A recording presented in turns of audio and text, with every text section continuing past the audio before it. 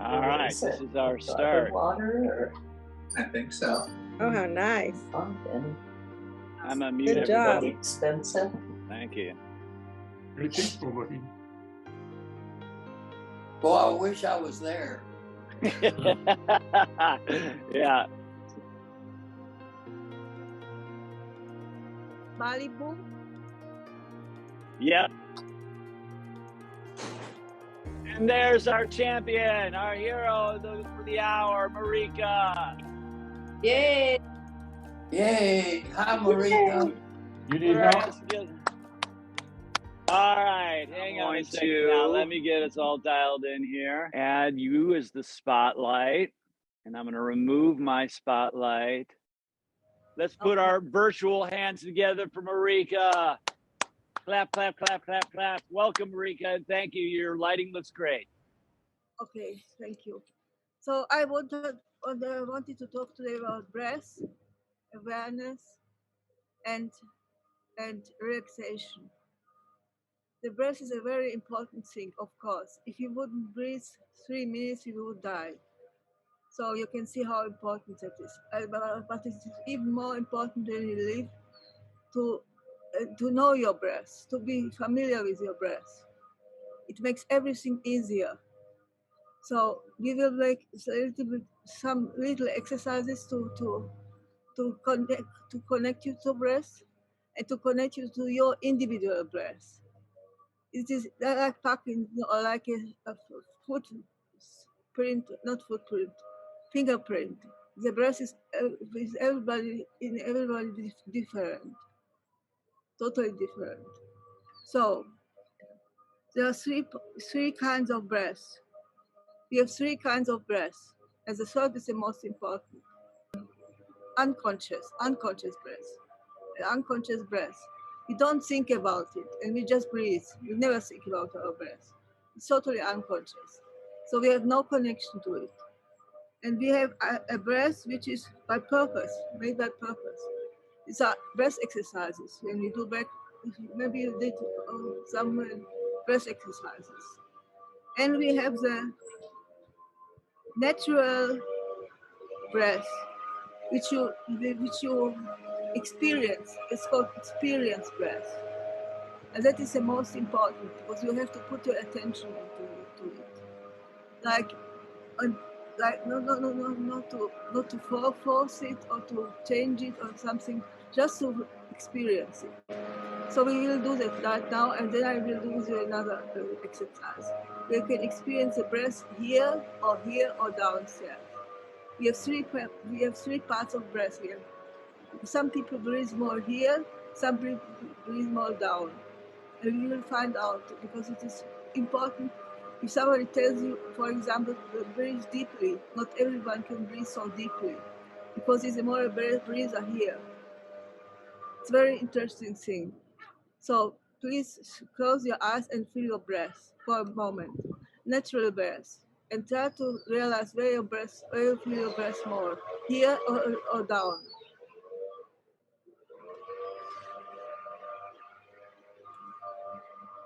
The natural breath, don't change it at all. And now the exercise comes. Put your fingers together like this, all 5. So try to explain them, just the little finger and the ring finger. And the others are pointing like this. It shouldn't be like this, but more round. But now they disconnect all the other fingers, just so you put just the ring finger and the little finger, just that one. And then close the eyes and feel where you feel the breath, here, or down in the belly. You have 3 at the rib cage or here or down in the belly. Just experience. It deepens, this exercise deepens tremendously the breath also.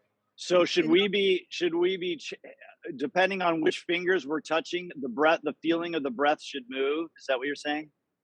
Yes. Okay. And also just to connect to yourself to the breath and to deepen your breath. But there are different areas. There are 3 areas. And I try to. This is an experiment. And now to put the middle fingers together, and the others just point to each other. and breathe and close the eyes because this is better. You feel it better. Relax and use your shoulders, of course.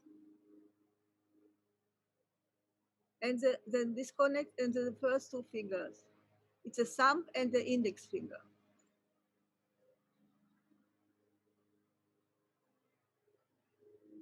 It should be more, yes. And feel. Yeah, And then, Marika, for me, the first one you did with the pinky and the ring finger, I felt my breath lower. And yes, then as I moved to the ring finger and the middle finger, it felt more mid chest. And then with the index finger and the thumb, it felt more top of my chest. exactly, that it is. Wow, So look at that. Yeah, this is just an experience that you have, that it is true that you have three parts of breath. And now if you can deepen your breath by this, if you hold this and breathe, the breath gets deeper. You can do that every day, 5 minutes or 3 minutes, and your breath deepens. I love that. So you're Automatically. saying putting all fingers together combines everything.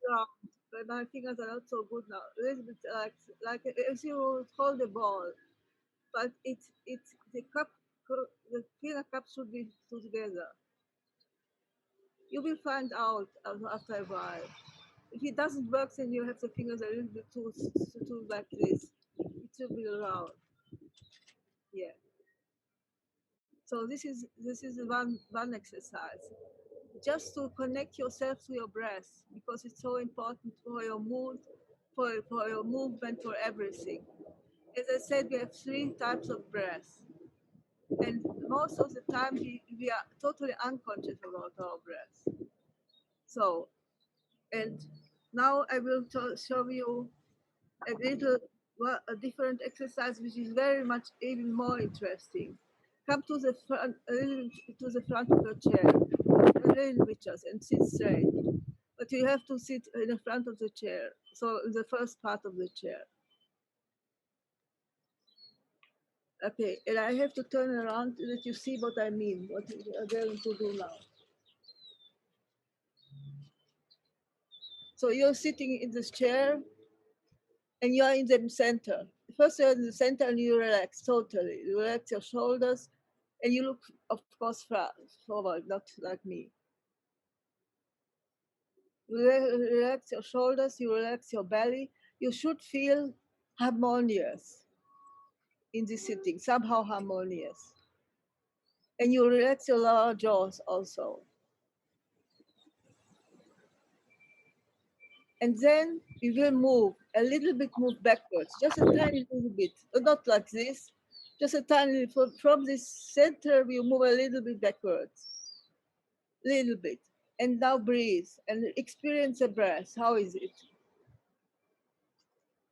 Not too much, because if you're too much, then you are too tight, then you are too much concentrated on your seat. It's just a nuance, a little bit.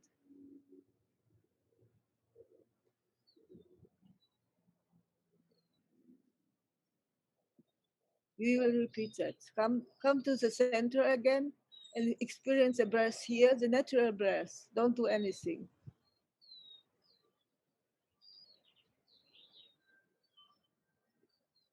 And now lean a little bit forward. As I said, just a little, tiny little bit.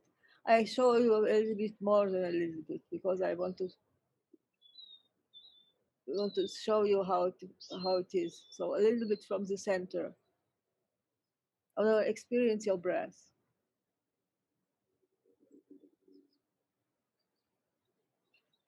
Then come again into the center and experience your breath. Release the shoulders, the jaw, the belly. And now again backwards, a little bit. And experience your breath.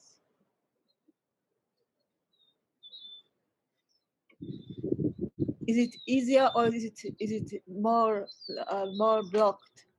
It's about that. Is it more blocked or is it easier? And now move forward, not in the center but forward. And again, experience. Is it easier to breathe for you here, or is it blocked?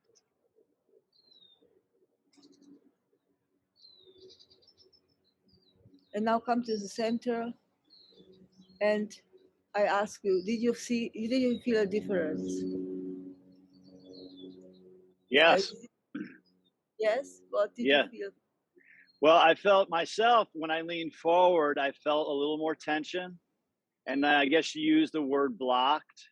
Maybe that would be a way to describe it. And then when I sat directly neutral up into the posture, I felt more stacked and even. The breath seemed to come in. And then as I leaned back past, I felt a different type of blocking, but a little bit more blocking is what I kind of perceived. Okay. I don't know. Very interesting, because someone else, I would like to hear from someone else if they felt a difference. So anybody wants to pull themselves off mute, if you experienced the subtlety of breath and you wanted to share what you felt, go ahead and do so. Because it's very important for everything. It's important that you breathe easily and not block. If you discover if you are a breather, this one or this, maybe you don't feel it because it's really difficult in the first time. I felt it, but I had in my teacher training a lot of people who didn't feel it immediately. So I will explain you. This one is a breather who loves to breathe here into the chest, and he feels totally free. This is my type, totally free. When I breathe here a little bit backwards, just a little bit, I feel like I'm more alive than here. And some are here it feels to them more alive because they are belly breathers, and so this is much easier for them to breathe and to be alive. And the awareness is also bigger, but you cannot bend. This is just a little bit. Sorry, it's just a tiny little bit. This is why I would like to know how do you felt if somebody felt it. So you can also exercise this with a trick. Sorry, or That's with okay. me. You can more lean backwards just a little bit, and you will practice much easier. And your awareness will be easier because the breath is directly connected to the awareness. It's a chemical thing in the brain. Very interesting. So I'm going to open it up to the group here. If anybody wants to share what you thought about the breathing lesson, the two things that Marika went over, the fingertips being cueing, lining up the fingertips. And I can really see what you mean, Marika, where is, the treatment of the fingers for me, really changed where the focus was for the breath. Yes. And then also, I don't know, but for me, when you said, if you're not feeling it, your hands might be too much like that, getting the fingertips lined up, there seems to be more of some sort of connection occurring that doesn't occur when you're like that. It does feel different. It's around. It's like it's the earth. If you would embrace the earth, so and if you have all the five together, this can be everyday practice to deepen your breath automatically. You don't need to do anything. It happens by the time. This is why. We don't need exercises basically at all. Exercises. We need just focus on our breath. This is the most important thing. To focus on our breath and observe it. Just observe it. This is enough. Totally enough. We don't need to do anything else.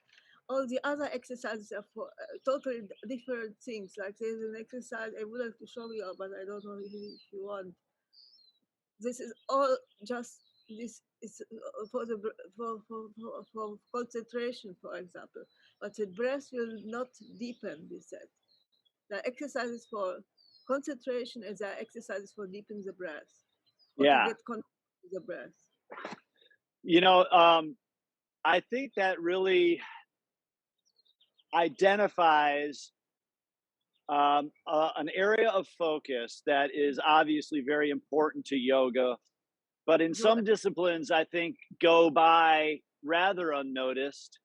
You know, I mean, depending, on what discipline, the whole focus of breath may be always an important focus, but sometimes like yoga, the the foundation of the movement or the origination or the hierarchy of focus, as I talk about, oftentimes it seems is with the breath, right? Yes, Whereas yes, like a football player, who's yes. out there on the field is breathing, as he's running and sprinting, but he's not working from his breath. It's not as delicate or refined.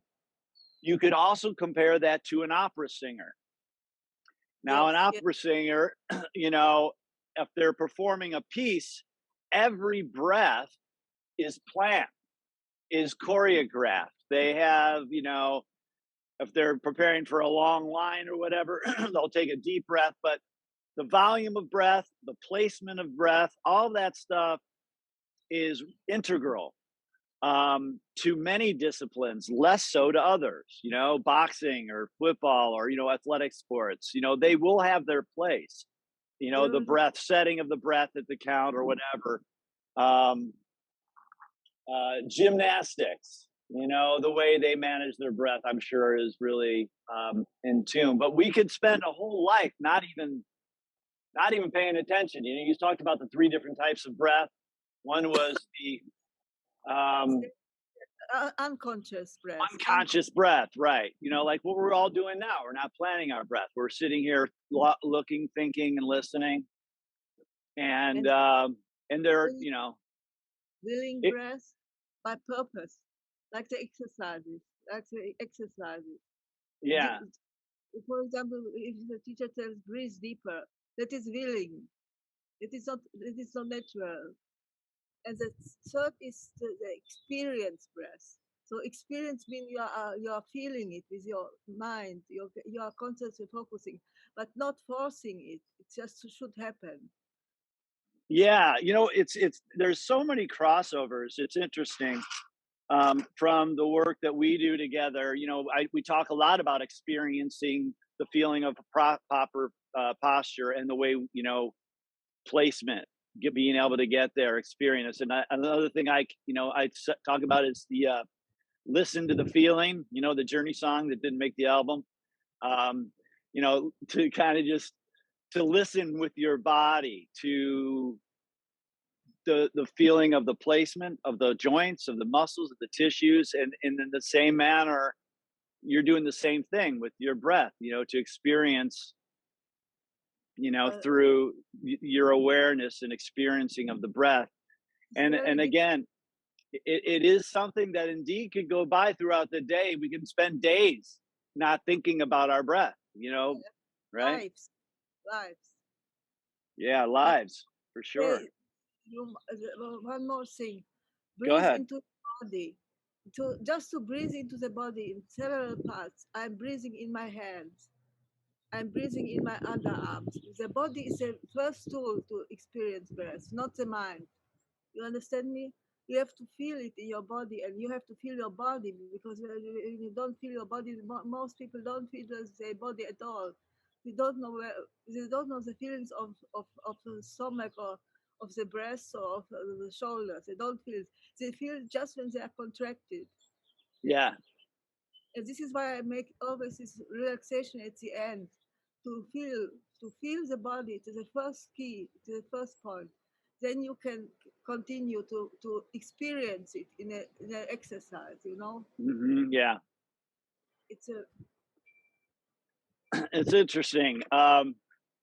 Experiencing things, what do they say? We have five senses, right?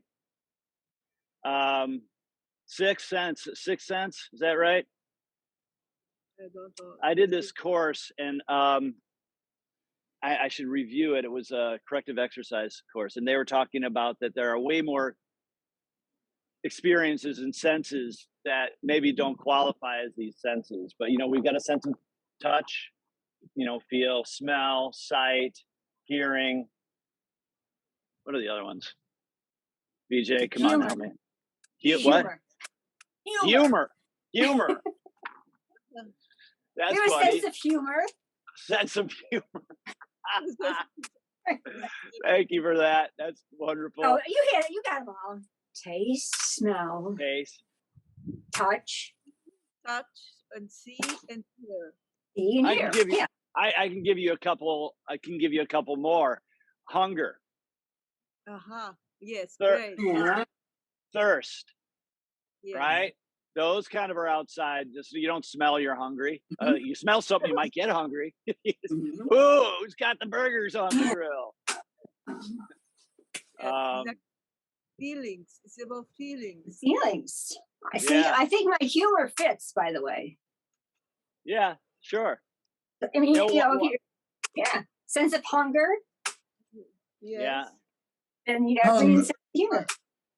Hunger, angry, lonely, tired. Hungry. Yeah. I mean, Yeah. it was just Yeah. Tired. That's another good one. Yeah. I think those might be feelings, not senses. A very important thing. Yeah. Patrick, can I explain one more? Hi. Yeah. Kathy. Yes, Kathy, Bill. Yes. Wait Yeah. a minute. Okay, Bill, I'll mute you for you. I know that's you're reaching for to do. Oh, there you go. Okay. So, Marika, go ahead. Got another one? Yes, last one. This is very sorry. I have to drink something. Everybody should drink something. Take Marika's cue. Grab your water bottle. We're not working out, but we still need to hydrate.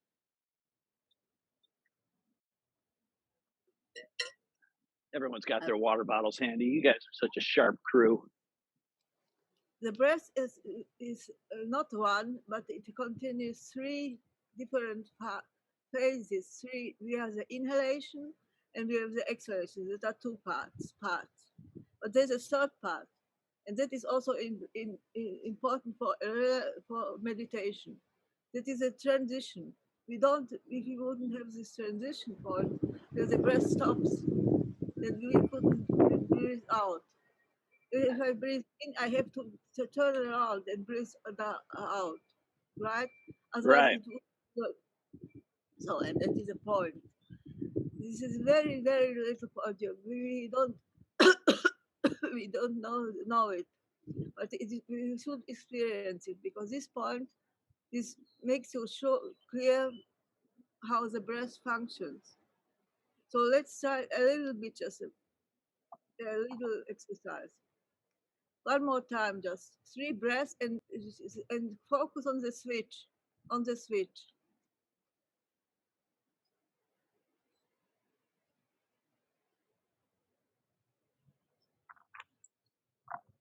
There's a gap.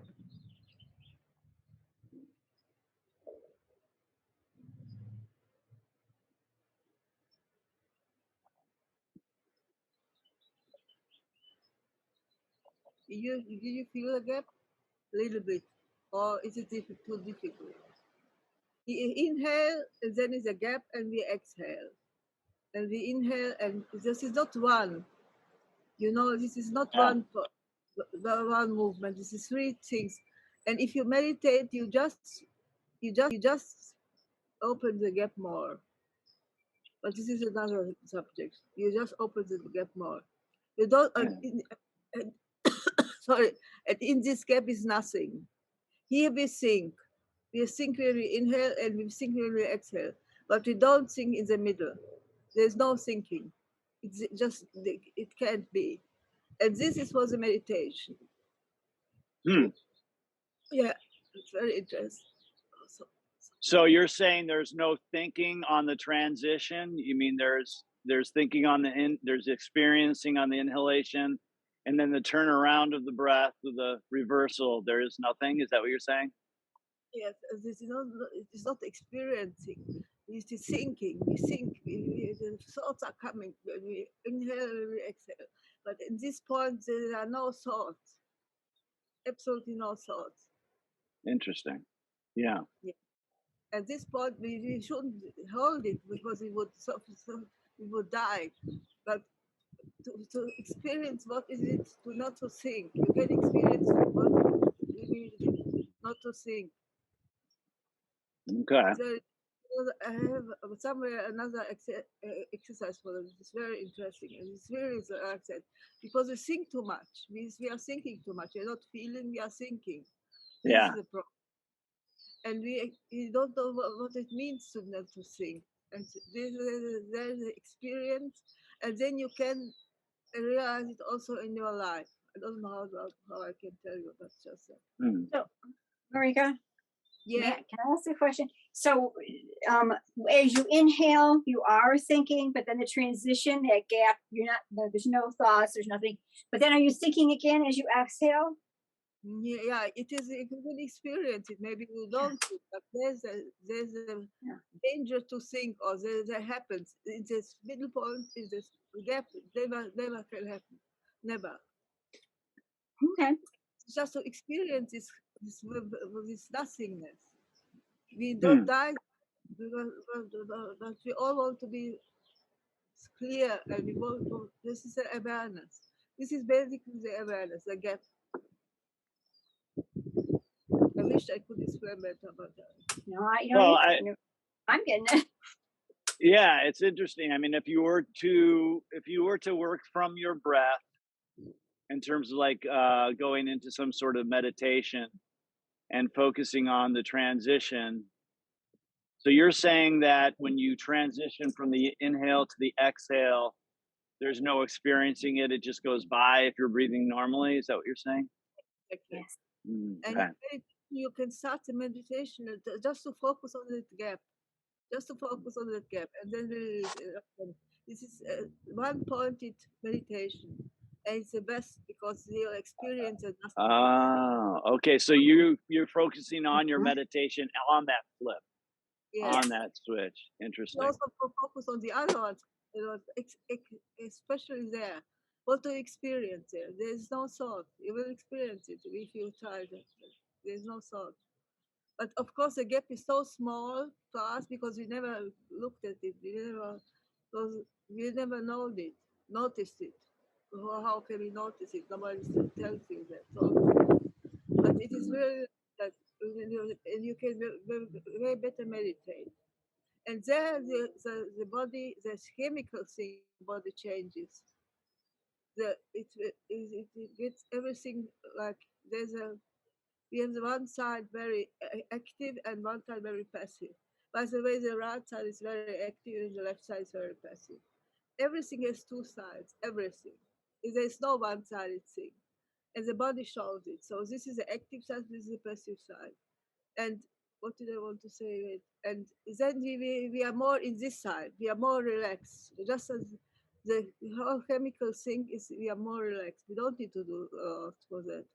And it is eventually it is not possible to relax if you say relax. It's not possible. You can do that. Why? It's not possible. Just by this awareness, and you have to Yeah. train this awareness.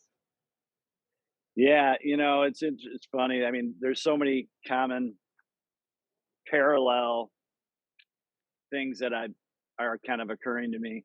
Like you had just said, telling someone to relax is not going to be useful. Like my girls, I'll just share this with. They have a talent show coming up, and they're both going to be singing different songs. And Kate said, "I'm nervous," and I said to her, if anyone tells you don't be nervous, they don't know what they're talking about.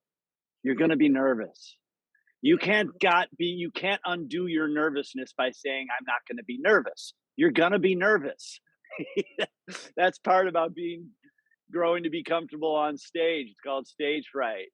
The worst thing you can do is tell yourself to not be nervous. You're going to get more nervous. I said to her, anyone tells you not to be nervous, they don't know what they're talking about. Don't listen to them. So. Everything of push away comes way more back. This is a pushing away.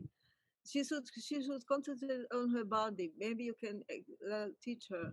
She should just concentrate on one part of her body. Let's say of the hand. Just a minute or two, if she can. I don't know the children. Maybe some children can. Maybe. But it's way better. Or just on her body. Just to focus on her body. This makes her calm. Yeah. Yeah, one of the other tricks they said, if you have stage fright or you're nervous and talking in front of people, is just imagine they're all sitting there in their underwear. But I think I won't be passing that one on to her. She's 7. Yeah, I was just gonna say, does that true for a 7-year-old? Yeah, probably not. They have no filter. Anyway. It's true. Well, Marika, thank you very much.